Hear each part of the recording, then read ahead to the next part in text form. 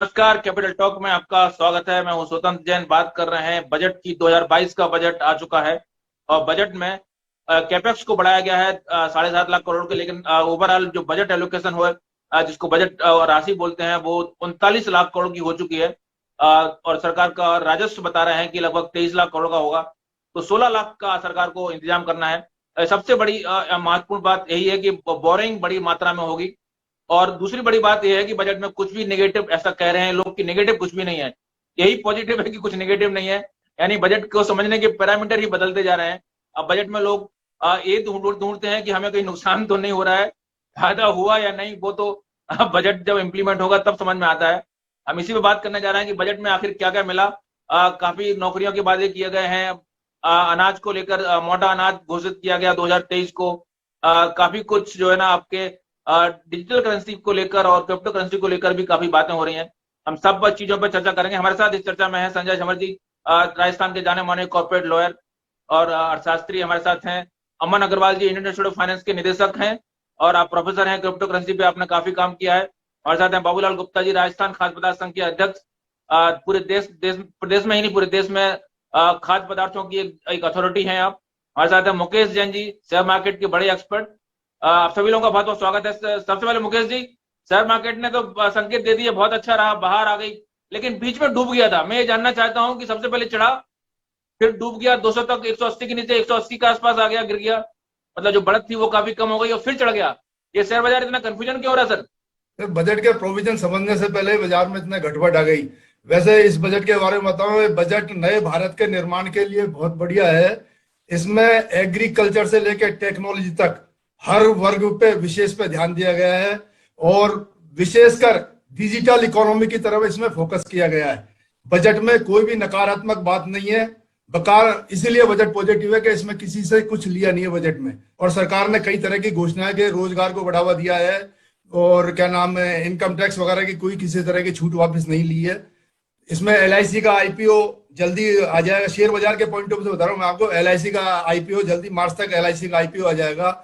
NPA के लिए जो बेड बैंक बनाई थी, उस बेड बैंक ने काम करना चालू कर दिया है। 25,000 किलोमीटर की सड़क निर्माण की सरकार ने घोषणा की है फाइनेंशियल 2023 में। इससे इंफ्रास्ट्रक्चर को बहुत बड़ा लाभ मिलेगा। 2022 में 5G स्पेक्ट्रम उसकी नीलामी होगी तो सरकार को उससे बहुत बड़ी आमदनी होगी। एक सबसे बड़ी बात है कि क्रिप्टो करेंसी के प्रति सरकार ने अपना रवैया जाहिर कर दिया। तो उसके प्रति सरकार ने जो 30% टैक्स लगाया है, तो सरकार को उससे आमदनी ही होगी, नुकसान किसी तरह का नहीं होगा, क्योंकि उसमें किसी तरह का सेटअप नहीं होगा और उसमें किसी तरह के खर्चे का भी समावेश नहीं होगा। खर्चा हुआ है तो आपका, कमाई हुई तो गवर्नमेंट तीस मैं परसेंट टैक्स ले आपको लेगी। स्पेसिफिक वाले बिल्कुल स्पेसिफिक पूछ रहा हूँ कि वो क्या डर था कि शेयर बाजार बीच में गिर गया था? कोई कारण था क्या शेयर बाजार बीच में डूब गया था? नहीं, ऐसा कोई कारण नहीं था सर। शेयर बाजार के जो प्रावधान है, जो जैसे क्या होता है, शेयर बाजार में वित्त मंत्री का 1.5 घंटे का भाषण था, तो उसमें शुरू के 1 घंटे तक उन्होंने शेयर बाजार के लिए कुछ भी नहीं बोला। जो ही उन्होंने ये घोषणा करी कि लॉन्ग टर्म कैपिटल गेन में जो सरचार्ज 35% तक होता था, उसकी मैक्सिमम कैप 15% कर दी, तो उसको लेकर बाजार वापस उत्साहित हो गया। दूसरा, पिछले कुछ दिनों से विदेशी निवेशकों का रवैया नकारात्मक था। इन सारी बजटों में जो 5 राज्यों में लोकसभा चुनाव थे, उससे ऐसा महसूस हो रहा था कि सरकार कोई लोक लुभावना घोषणा कर सकती है, लेकिन इस बजट में ऐसा कुछ भी नहीं था। तो मैं समझता हूं इस बजट के बाद विदेशी निवेशकों का रवैया पॉजिटिव हो जाएगा और उनकी बाजार में खरीदारी चालू हो जाएगी। चलिए, बढ़िया। संजय जी, मुकेश जी बोल रहे हैं कि सरकार ने कुछ लिया नहीं, कोई टैक्स नहीं लगाया। क्या सचमुच यही हकीकत है कि कुछ टैक्स नहीं लगाया सरकार ने? मुझे लग रहा है कि काफी कुछ लंबा लंबा चौड़े मेमोरेंडम आया है, आप लोगों ने खुद हमें बताया। देखिए, छोटी छोटी चीजें तो कई सारी ऐसी है जो बजट भाषण में नहीं आई लेकिन सरकार ने करी है।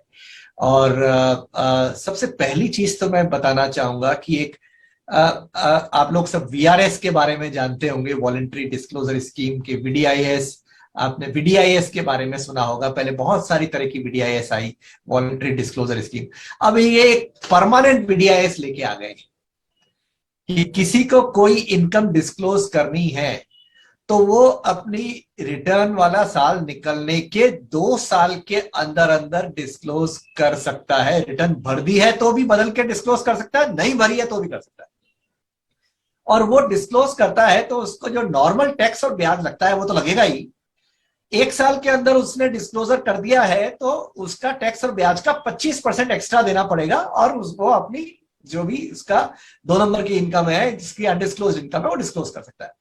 और अगर 1 साल के बाद करता है विद इन 2 ईयर्स, तो 50% एक्स्ट्रा देना पड़ेगा, मतलब 1.5 देना पड़ेगा। अगर उसको अदरवाइज नॉर्मल कोर्स में वो भर देता तो 100 रुपए लगते हैं, उसकी जगह उसको 150 रुपए लगेंगे, लेकिन वो डिस्क्लोज कर सकता है।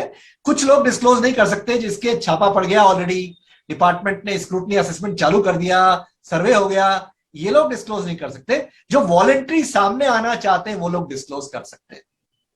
आपको मैं एक चीज और बताऊं, ये लोग बहुत सारे व्यापारी लोग जो डिस्ट्रीब्यूटर होते हैं, उन डिस्ट्रीब्यूटर्स को के यहाँ पे सेल्स प्रमोशन स्कीम चलती है कंपनीज की, कि आप इतना टर्नओवर अचीव कर लोगे तो सिंगापुर घुमा के लाएंगे, इतना टर्नओवर अचीव कर लोगे तो एक गाड़ी गिफ्ट में देंगे, एक मोटरसाइकिल गिफ्ट में देंगे। तो ये कई बार ये चीजें उनको फ्री में जो मिलती थी वो बिना टैक्स हुए रह जाती थी, पता ही नहीं पड़ता था। अब इन्होंने ये कर दिया है कि इस पे भी टीडीएस काटना पड़ेगा, 10% टीडीएस काटना। अगर आप किसी को फॉरेन घुमाने ले जा रहे हैं, उसको बिजनेस की परक्विजिट दे रहे हैं, तो उसको 10% टीडीएस काटना पड़ेगा। अब कैसे टीडीएस काटेंगे? उसको फॉरेन ट्रेवलिंग का, अभी तक तो टिकट भेज देते थे सिंगापुर का 50,000 रुपए का, अब टीडीएस कैसे काटेंगे? तो ये कह रहे हैं कि पहले व्यवस्था करो, या तो उससे वसूल कर लो या अपनी जेब से जमा कराओ, बट उसका टीडीएस काटो, ताकि हम ट्रैक रख सके कि इस आदमी की ये भी इनकम है, ये सिंगापुर घूम के आया, ये 50,000 रुपए इसकी इनकम हो गई एक तरीके से, क्योंकि आपने उसको गिफ्ट दे दी, तो ये इसकी इनकम में जुड़ना चाहिए। इसी तरीके से एक प्रोविजन मैं आपको और बताऊं बड़ा इंटरेस्टिंग, जिसमें अभी क्रिप्टो करेंसी वाली बात हो रही थी कि उसको टैक्स कैसे करेंगे। तो क्रिप्टो करेंसी में रुख क्लियर कर दिया कि टैक्स करेंगे, 30% पे टैक्स करेंगे। ये तो सारे टीवी चैनल्स में हाईलाइट हो गया, और उसके लिए खाली कॉस्ट घटाएंगे।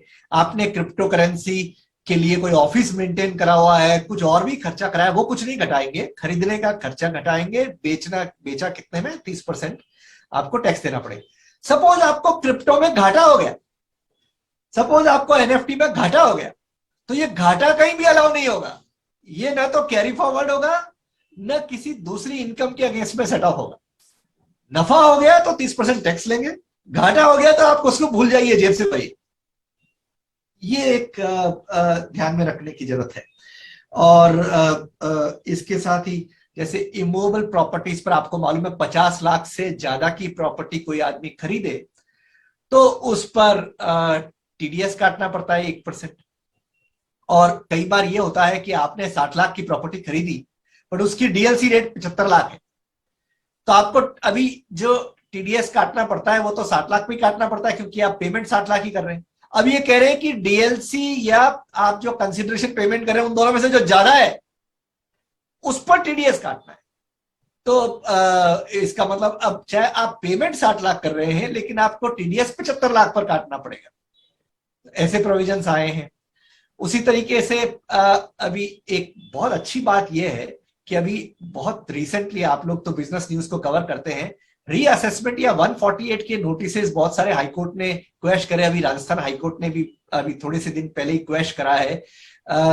इन्होंने जो पिछले साल नया लॉ आने के बावजूद पुराने कानून में 148 के रीअसेसमेंट के नोटिस इशू कर दिए थे, उसको क्वेश कर दिए। तो लोगों को डर लग रहा था शायद रेट्रोस्पेक्टिव अमेंडमेंट आ जाए।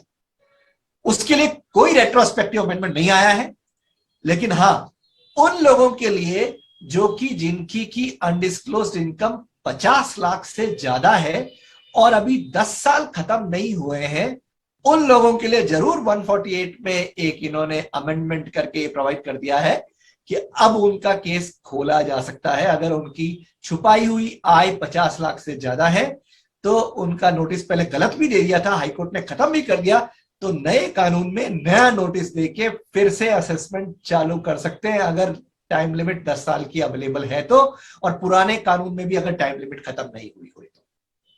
ये कुछ बातें हैं, कुछ और मौका मिलेगा तो और बातें बताएंगे आपको। संजय जी, कुछ लोगों ने फोन किए हमारे पास, हमारे चैनल में भी फोन किए कि एग्रीकल्चर में क्या टैक्स लगा दिया गया है, कुछ प्रावधान है एग्रीकल्चर में, कुछ वो समझा सकते हैं क्या? उसमें कुछ आशंका ऐसी कुछ है क्या, एग्रीकल्चर में टैक्स होने वाला है? नहीं, एग्रीकल्चर पे ना तो टैक्स लगाया है, न लगाया जा सकता है, क्योंकि सेंट्रल की कॉम्पिटेंस में नहीं है, यूनियन की कॉम्पिटेंस में नहीं है। एग्रीकल्चर पर इनडायरेक्ट टैक्स हमेशा लगता है। इनडायरेक्टली कैसे लगता है कि इनकम में एग्रीकल्चरल इनकम को जोड़ के टैक्स की कैलकुलेशन होती है और उसमें एग्रीकल्चरल इनकम पर जो टैक्स है वो वापस से हटा दिया जाता है। तो इस तरीके से उसका अलग, जैसे आप 10% की स्लैब में हो और आपकी एग्रीकल्चरल इनकम है तो आप हो सकता है 30% की स्लैब में पहुंच जाओ आपकी नॉर्मल इनकम के लिए, क्योंकि एग्रीकल्चरल इनकम जोड़ के स्लैब देखेंगे, लेकिन एग्रीकल्चर पर टैक्स नहीं लगा है। जी बिल्कुल। बाबूलाल जी, काफी घोषणाएं हुई हैं बजट में। मोटा अनाज बस घोषित कर दिया गया है, एमएसपी को लेकर घोषणाएं हुई हैं। क्या कहेंगे बजट, क्या खाद्य पदार्थ की दृष्टि से, एग्रीकल्चर की दृष्टि से क्या मिला किसानों को, आप लोगों को? देखिए, मैं सीतारमण जी का बहुत बहुत धन्यवाद करता हूं और उनको साधुवाद भी देता हूं और उनका स्वागत भी करता हूं इस बजट का।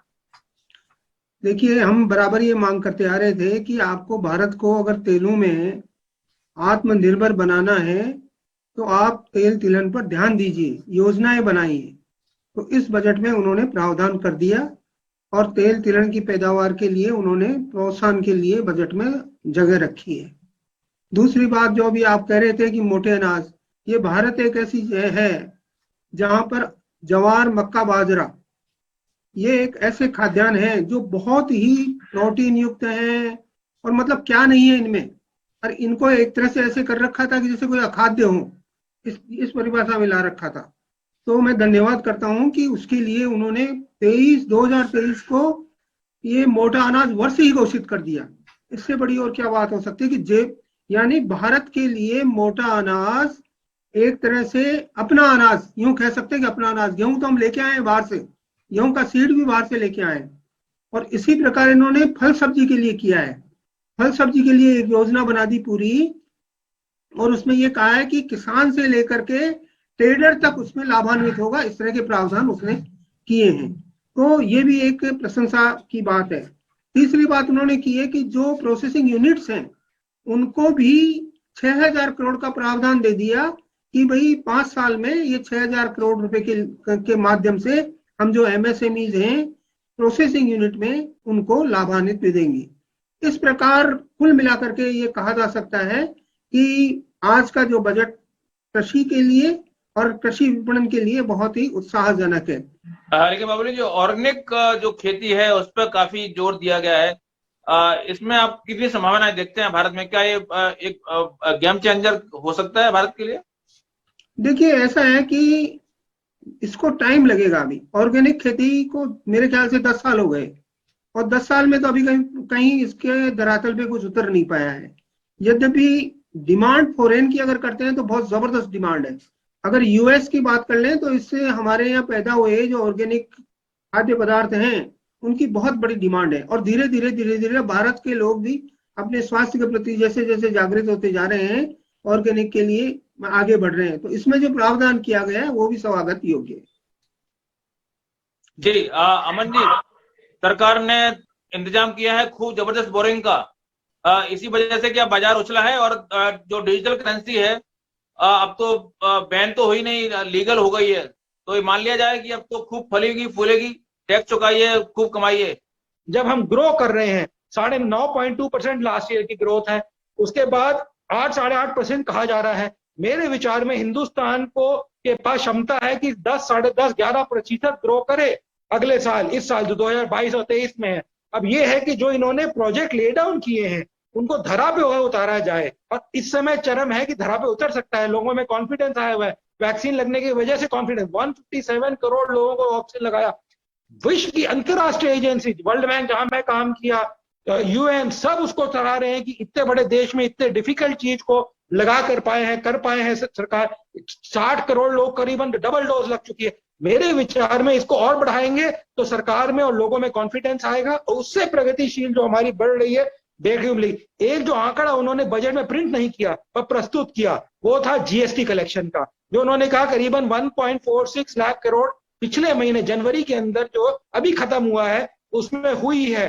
पहले जो एवरेज लगाई जा रही थी दिसंबर तक या नवंबर तक वो थी 1 करोड़ 30 लाख करोड़ की, वो एवरेज थी। अगर इन 3 महीनों में 1.4 से 1.5 के आसपास हो जाता है तो हम देखेंगे हमारा जीएसटी कलेक्शन 1.4 लाख करोड़, जो एक फिस्कल स्पेंडिंग के लिए बनेगा। लास्टली मैं कहूंगा ये जो बजट है, जैसे हम सोच रहे थे, मैं भी सोच रहा था, क्योंकि 5 बड़े बड़े राज्यों में इलेक्शंस थे, तो मेरे को लगा था कि लुभावने वाला होगा, वोट वाला होगा, थोड़ा बहुत हो सकता है वोट का कुछ करें।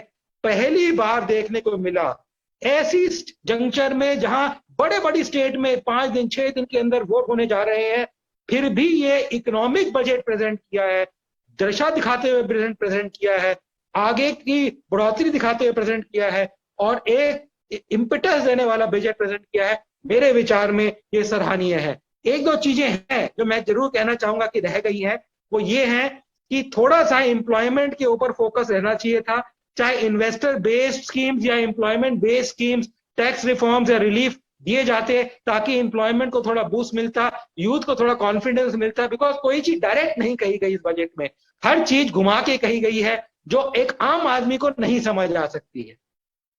जी बिल्कुल, फिलहाल चर्चा वक्त है ब्रेक का। रोजगार का मुद्दा बड़ा महत्वपूर्ण उठा है, अमन जी ने कहा है, लेकिन बजट में दावा किया गया है कि 14 सेक्टर के लिए PLI स्कीम आएगी, उसमें लगभग 60 लाख नौकरियां होंगी, प्रधानमंत्री आवास बनेंगे, इंफ्रास्ट्रक्चर, क्या उसमें रोजगार पैदा नहीं होंगे? क्या वो रोजगार एक हमारा इशू सॉल्व नहीं होता है? उससे बात करेंगे, कहीं मत जाइए, लौटते हैं छोटे से ब्रेक के बाद।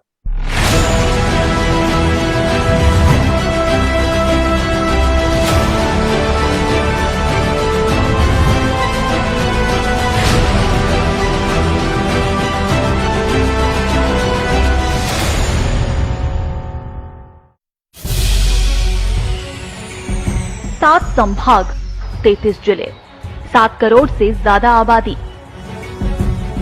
सुबह की शुरुआत ताजा खबरों के साथ, राजकाज हो या सियासत की बात, शहरों से लेकर गांव की हर वो खबर जिसे जानना है जरूरी। खबर राजस्थान सिर्फ पत्रिका टीवी पर।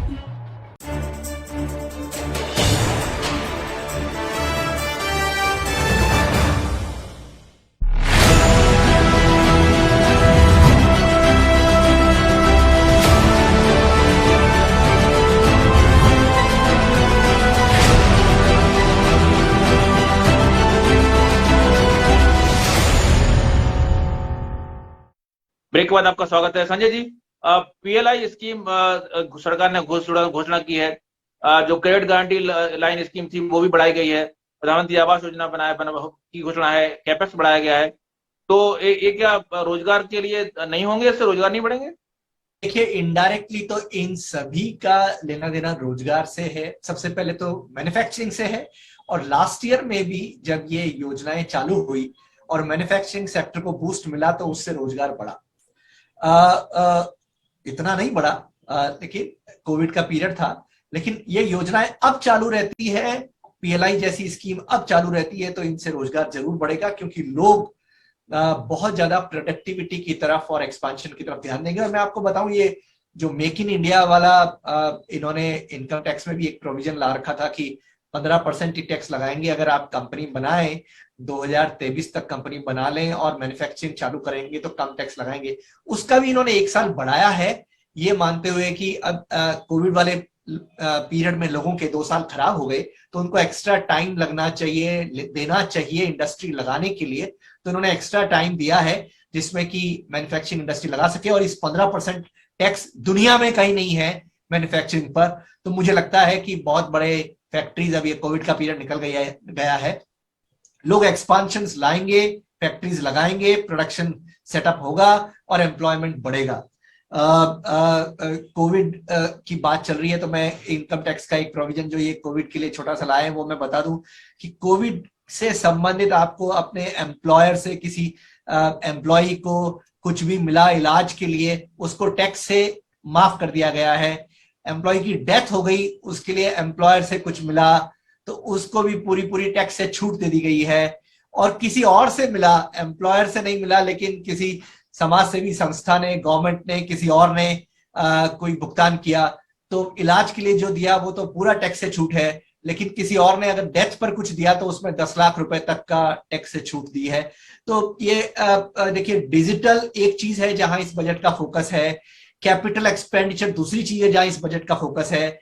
कोविड की वजह से जो परेशानियां आई, इकोनॉमिक डिफिकल्टीज आई, डिमांड सप्लाई की प्रॉब्लम्स आई और मैन्युफैक्चरिंग और दूसरी चीजें डिसरप्ट हुई, वो तीसरा एरिया है जहां इस बजट को फोकस किया गया है कि हम उससे बाहर कैसे तेजी से निकले, जो दूसरे कंट्रीज में परेशानी आई है वो हमारे यहाँ कैसे नहीं आए, उस पर ध्यान दिया है।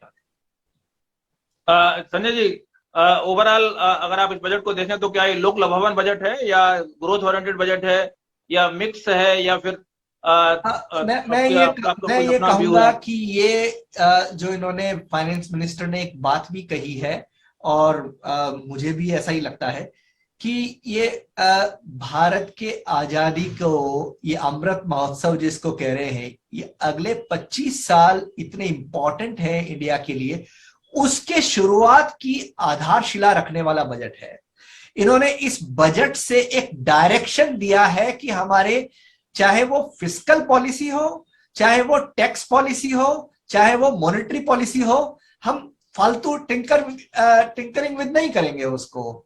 हम उसको लॉन्ग टर्म पर्सपेक्टिव से देख के कि लॉन्ग टर्म में क्या उपयोगी और क्या सही है, उसके हिसाब से करेंगे। कैपिटल एक्सपेंडिचर बढ़ाने का भी उद्देश्य यही है कि बेनिफिट, सरकार के खर्चे का बेनिफिट 1 साल में होने की जगह 2-5 साल तक मिलता रहे, 10 साल तक मिलता रहे, 20 साल तक मिलता रहे, तो वैसा खर्चा करना चाहिए। तो मुझे लगता है कि ये एक आधारशिला है नए भारत की, जिसमें अगले 25 साल इन्होंने एक उसके लिए अमृत महोत्सव बोलते हुए नारा भी दिया है, इंडिया एट 100। तो भारत को जब आजादी को 100 साल हो जाएंगे तब भारत कैसा दिखना चाहिए, उसको टारगेट में रखते हुए उन्होंने पॉलिसियां बनाई है। डिजिटल बैंक बनाने की बात हो रही है, डिजिटल यूनिवर्सिटी बनाने की बात हो रही है। बहुत सारे बैंकों की डिजिटल ब्रांचेज होंगी, डिजिटल बैंक होंगे, डिजिटल यूनिवर्सिटी होगी जहां पढ़ाई लिखाई डिजिटल होगी। डिजिटल पेमेंट्स पर पिछली बार भी बढ़ावा दिया गया, इस बार और फोकस है कि डिजिटल पेमेंट्स कैसे बढ़े। तो डिजिटल करेंसी की तो हम बात कर ही चुके हैं, वर्चुअल असेट्स की हम बात कर चुके हैं। तो सरकार का सारा फोकस यह है कि आगामी दुनिया कैसी दिखेगी और आगामी भारत कैसा दिखेगा, उसको देखते हुए हमको पॉलिसीज का किस तरह की आधारशिला रखनी चाहिए वो रखी जाए। तो मैं इस बजट को इस तरीके से देखता हूँ। तो संजय जी, ओवरऑल आप कितने नंबर देंगे, क्योंकि हमारे पास समय कम बचा है और मुझे लगता नहीं है कि हम फिर से आपको बताएंगे। आप नंबर देना चाहेंगे क्या? मैं बजट को 10 में से 9 नंबर दूंगा सर।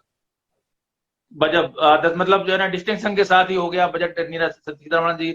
और अमन जी, मैं आपको बताऊंगा, मैं ये जानना चाहूंगा आपसे कि एजुकेशन को क्या मिला। एजुकेशन का बजट लगातार कम हो रहा है, आप एजुकेशन से सीधे जुड़े हुए हैं। लेकिन बाबूलाल जी, मैं एक बात आपसे पूछना चाहूंगा, संजय जी बोल रहे हैं कि बहुत बढ़िया बजट है, 25 साल की योजना रखी गई है, लेकिन सवाल यह है कि जो बेरोजगार है, जो महंगाई से जूझ रहा है, किसान है, खाद्य के कारोबारी हैं, आम आदमी है, वो आपको लगता है कि 25 साल इंतजार करेगा कि सरकार के बजट 25 साल का देखेगा, 25 साल तक इंतजार कर सकता है? संक्षेप में बात कहें क्योंकि हमारा समय बहुत कम बचा है। जी बाबूलाल जी। नहीं, देखिए ऐसा है कि ये तो निश्चित है कि यहाँ आकर के जो लोक लुभावन वाली बात होती है ना, वो लोक लुभावन वाली बात लगती है कि हम 25 साल की कल्पनाएं कर रहे हैं।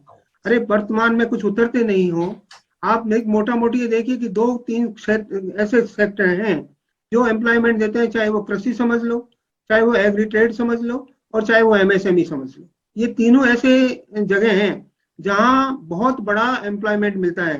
तो मुझे नहीं लगता है कि इस बजट में कोई ऐसी व्यवस्थाएं की गई हो जो बहुत सारे एम्प्लॉयमेंट मिलने की बात हो।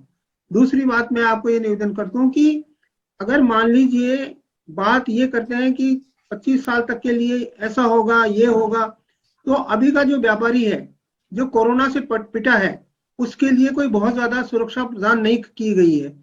और जो आदमी अभी व्यापार करने में जो असुरक्षा फील कर रहा है, उसके लिए भी इस बजट में कुछ नहीं है। जो सिस्टम है उस सिस्टम के लिए इस बजट में कुछ नहीं है। सिस्टम तो कोलैप्स है। सिस्टम जब तक ठीक नहीं होगा तब तक कोई इंडस्ट्री लग नहीं सकती। आपने अनाउंसमेंट कर दिया कि इसके लिए, इस फील्ड के लिए हम ये देते हैं, जैसे मैं प्रोसेसिंग यूनिट की बात कर रहा था, प्रोसेसिंग यूनिट में ऐसा किया जाएगा। मैं 10 साल से देख रहा हूँ कि प्रोसेसिंग यूनिट के लिए अलग से एक डिपार्टमेंट बना दिया गया, और परंतु आज की तारीख तक अगर मैं राजस्थान की ही बात कर लूं तो प्रोसेसिंग यूनिट में अभी भी खांचा है, कहीं नहीं लगी है प्रोसेसिंग यूनिट्स। जो लगती है वो 3 साल 4 साल होकर के फेल हो जाती है, और लगने में ही 2 साल लग जाते हैं तो वहां फेल हो जाती है। तो ये प्रोसेसिंग यूनिट नहीं काम कर रही है। मैं बराबर ये कहता आया हूँ कि अगर आपकी खेती को सरसब्ज करना है और इसको इंटरनेशनल मानक के अनुसार बनाना है, तो उस किसान के स्तर पर आप ग्रेडिंग क्लीनिंग की मशीनें दीजिए, वहाँ पैकिंग मशीनें लगाइए, वहाँ इस तरह की व्यवस्था दीजिए कि वो ठीक से उसका भंडारण कर सके। आज भी 30% चीजें हमारी बेच जाती हैं, जो कृषि उपज है 30% के करीब बेच जाती हैं, उसका कोई वो नहीं है। इसी तरह से जैसे मैं कहता हूँ कि भाई अगर आपको बाहर भेजना है, कृषि जिन्स को बाहर भेजना है, तो ड्राई फ्रूट अनाउंस कीजिए। जैसे रामगंज मंडी है धनिया के लिए। तो कुल आपको क्या लगा, कैसा है बजट, कितने नंबर देना चाहेंगे आप संक्षेप में, बिल्कुल जल्दी? देखिए मैं बजट के नंबर देने का मेरे पास व्यवस्था नहीं है। अच्छा चलिए, तो आप पास फेल करने के इच्छुक नहीं है। बेरोजगारी बढ़ रही है, बाबूलाल जी बोल रहे हैं, जो घोषणाएं कर रही हैं। अमन जी आप 1 मिनट में आ रहा हूँ, आपका आवाज म्यूट है आपकी। मैं जो आपने क्वेश्चन पूछा था मैं उसका जवाब दे दूं। एजुकेशन के लिए और हेल्थ केयर के लिए सरकार को बहुत करना जरूरी है। करीबन 3 से 4% का बजट मिनिमम होना चाहिए हिंदुस्तान का क्या हुआ एजुकेशन का, मिला और क्या? 3 से 4%। हाँ जी, इस बजट में कुछ मिला गया एजुकेशन के लिए खास? डिजिटल फ्रेमवर्क की तो बात हुई है, पर कोई ज्यादा मिला नहीं है, उतना ही बजट है, उसी के अंदर वो ये काम कर रहे हैं। बड़े बड़े देश जो है, अमेरिका जैसा देश जो वहां पे 10-15% दिया जाता है। दूसरी चीज ये देखना जरूरी है कि जब सरकार कोई स्कीम लेती है या बड़ी कंपनियां कोई बेनिफिट R&D पे देती हैं, वो भी सब बड़ी बड़ी जो इंस्टीट्यूशन है IIT जैसी उनमें चली जाती हैं। तो जो बाकी सेक्टर है, क्योंकि हेल्थ केयर भी 70 से 80% प्राइवेट सेक्टर में है, और एजुकेशन में भी जो इंस्टीट्यूशन है वो करीबन 70 से 80% प्राइवेट सेक्टर में है, तो उनके लिए कुछ क्यों नहीं है, उनको क्यों नहीं दिया जाता? और किसी भी देश को ग्रो करने के लिए अगर आप एजुकेशन को और हेल्थ केयर को स्ट्रांग नहीं करेंगे, पिछले 3 नोबेल प्राइज जो मिले हैं उन तीनों ने ये बात करी, इवन जो बनर्जी जी को मिला था उसने भी ये बात की कि हेल्थ केयर और एजुकेशन को स्ट्रेंथन करना किसी भी अर्थव्यवस्था के लिए बहुत जरूरी है, ताकि आगे जाके वो ग्रो कर सके, 5 की 15, 15 के 20 ट्रिलियन डॉलर इकोनॉमी बन सके 5 से 10 साल के अंदर। पर कब बनेगी, कैसे बनेगी? अगर लोग एजुकेटेड ही नहीं होंगे, उनके आमदनी नहीं होगा। जी अमन जी, कितने नंबर देंगे आप नंबर कितने देना चाहेंगे? मैं इसको 7.5 नंबर दूंगा। 7.5 नंबर। चलिए मुकेश जी, बाबूलाल जी कह रहे हैं कि बेरोजगारी बढ़ रही है और लोगों के पास रोजगार नहीं है, अब आपकी महंगाई बढ़ी रही है और लोग जो बातें कर रहे हैं, प्रोसेसिंग यूनिट कर रहे हैं, जमीन पे कुछ उतरता नहीं है। फिर लुभावने सामने डिजिटल इंडिया के लुभावने सपने दिखाना, झुंझुने बजाना, इससे क्या शेयर बाजार चढ़ जाए तो चढ़ जाए, लेकिन आम आदमी तो सुधरेगी नहीं स्थिति ना।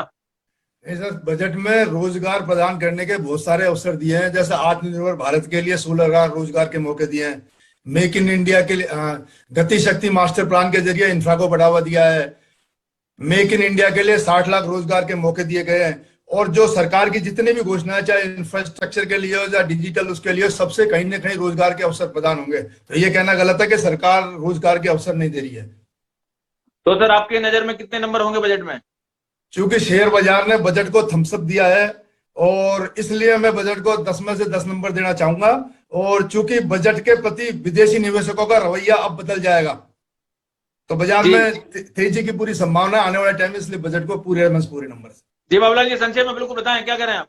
मैं ये कह रहा हूं कि सबसे ज्यादा अगर इस इंडिया में कोई भ्रष्ट सेक्टर है तो वो है कोऑपरेटिव सोसाइटीज, और उसको टैक्स से छूट दी गई है। ये एक मानसिकता दर्शाता है कि किस सेक्टर को क्या देना चाहते हैं और क्यों देना चाहते हैं। संजय जी कुछ कहना चाहेंगे संजय में आप इस बात पे? नहीं, टैक्स से छूट नहीं दी गई है, प्रोविजंस रेशनलाइज किए गए हैं। छूट जो पहले से चली आ रही थी उसको रेशनलाइज किया है, छूट कोई नई चीज नहीं है इसमें। ओके, चलिए बिल्कुल, फिलहाल इस चर्चा में इतना ही। हमने देखा कि बजट को काफी अच्छा हमारे विशेषज्ञ ने सराहा है और कुछ सवाल भी उठाए हैं। उम्मीद करना चाहिए कि जो सवाल है वो आगे जाके 25 साल की इंतजार हालांकि करना पड़ेगा इसके लिए, वो उनके जवाब पाने के लिए, लेकिन उम्मीद करना चाहिए कि ग्रोथ ओरिएंटेड बजट है, 25 साल का विजन है, अमृत काल का बजट है, और उम्मीद करना चाहिए कि अमृत इससे निकले। आप सभी लोग बहुत बहुत धन्यवाद, नमस्कार। आप देखते रहिए बतकड़ी, नमस्कार।